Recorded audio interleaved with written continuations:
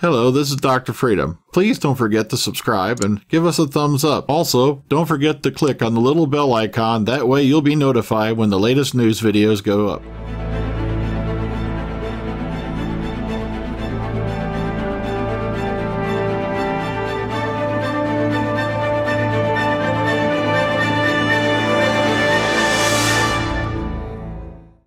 Howdy, folks. Dr. Freedom, Everything Times from Dr. News from in and around the universe that may or may not make you go, what the hell's that thing hanging in front of your head? Yeah, for you folks who caught the impromptu live stream last night, I was just doing a live stream to see, to test the equipment out. And next thing you know, I had like 40 or 50 people in there, and they were also hitting the super chat button. A couple of them did. Feel free to do that if you want to. Hit that super chat button if I'm doing a live stream, because every little bit helps. I'm going to let it pile up. And like I said, I may go ahead and see, if we can get enough money piled up, it may go to other things to help promote the channel, as well as possibly, maybe get some folks, some guest stars in for the, audio plays. But let's get to the stuff you want to see. Let's get to the stuff you're here to see. Let's get to the magic that's Dr. Freedom's news time. It'll make you wet your pants. Okay, here we go. First up, it was 14 years ago today that Doctor Who came back to our screens in the form of the episode Rose with, Chris Eccleston as the Doctor.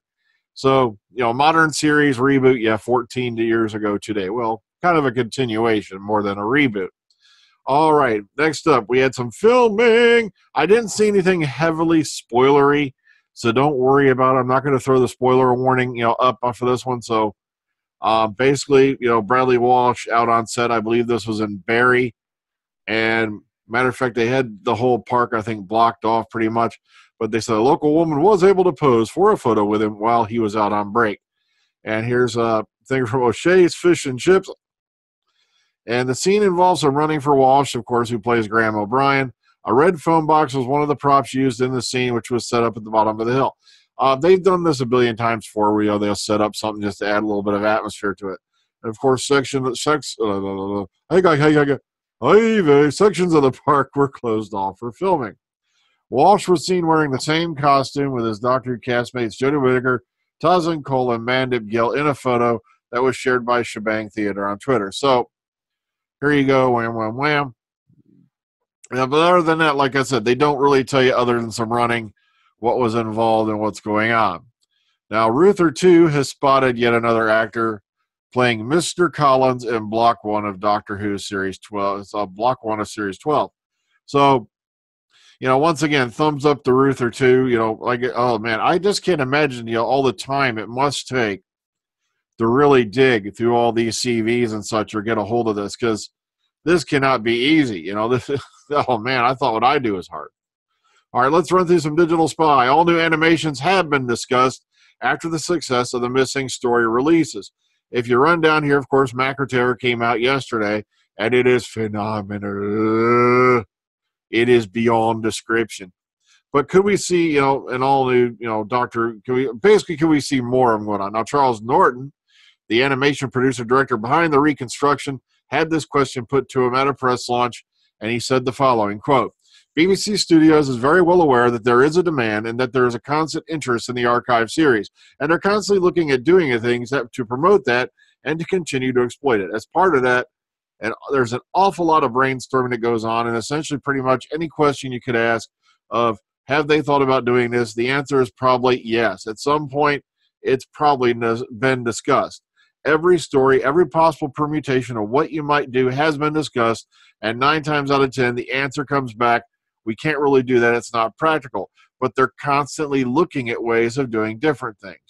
That original animations is an idea that has been discussed, but it's nothing that's being worked on at the moment, allegedly. So, but here you go. They do include a clip. If you've not seen any clips of this, the animation is phenomenal on this particular series, all right, on this particular serial. All right, X-Script Editor says the classic series basically made up as they went along, and this was Christopher Bidmead, if I remember right. If you scroll down here a little bit, he was speaking at the BFI event, and We were writing this stuff as it came, but there was no serious planning of how the whole thing would be shaped. It's not how you do the thing today with a writer's room and a proper planning with different stories that we're going to interweave with each other and a through line.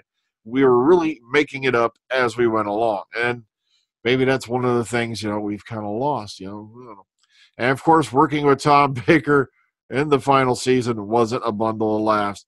And this pretty much is common knowledge, because as the series progressed, and it's it's not an unknown fact that Tom Baker did not agree with John Nathan Turner in order to get along with him. So, but I'll leave this one for you to decide to read. Once I'm back to Digital Spy, this is just a little brief of 17 actors who've reappeared on Doctor Who at some time, such as they include all the ones for Dimensions and Time. It's like practically everybody's in there. But what they don't mention in a few of them is that a lot of these folks came back for Big Finish, and then they also as well. So, unfortunately, like I said, the ones come back to the modern show is right here, Sarah Jane Smith and K9, Liz Slade and John Leeson, respectively. And they really need to really get another companion return in here. There's no reason not to do it. Other series have done it. And the school reunion episode when Sarah Jane Smith returned was a phenomenal hit with fans, young and old. So I don't know why, they don't go into this. All right, moving forward. Bedford Who Charity Con, number 5. It's going to be due Saturday the 13th of April and is offering 10% off tickets for readers of Doctor Who News. And for full details of this, go to the convention's website, BAM, or their Facebook page, BAM. And this is a nice little charity event, now in their 5th year, that have established a reputation for being friendly, informal, relaxed, and welcoming, and huge fun. Colin Baker said last year's was the best one-day event he's ever done. And look at the guest list they've got listed here so far.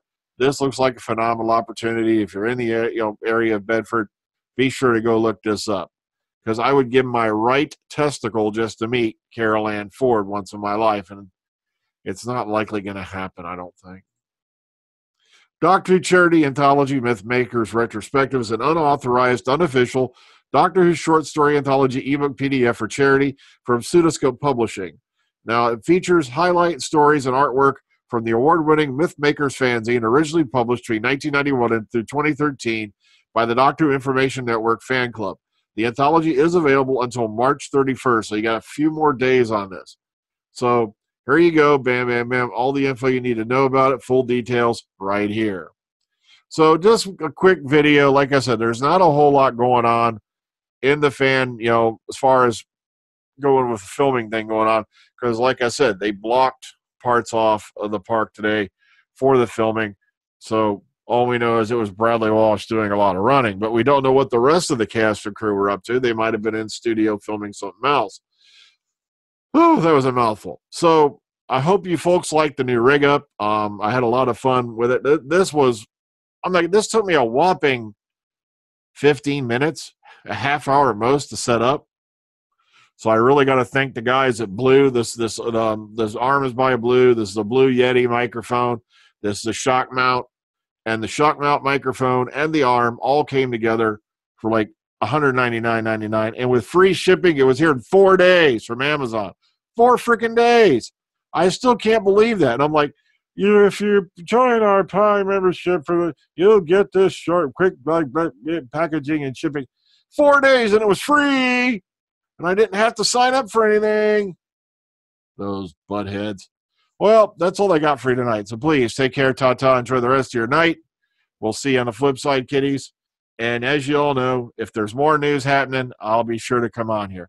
I want to thank you all for attending the impromptu live stream that happened the other day. Like I said, it just literally was just a mic check, and it turned into like a little talk. But once again, thank you all for coming. Good night. Bye.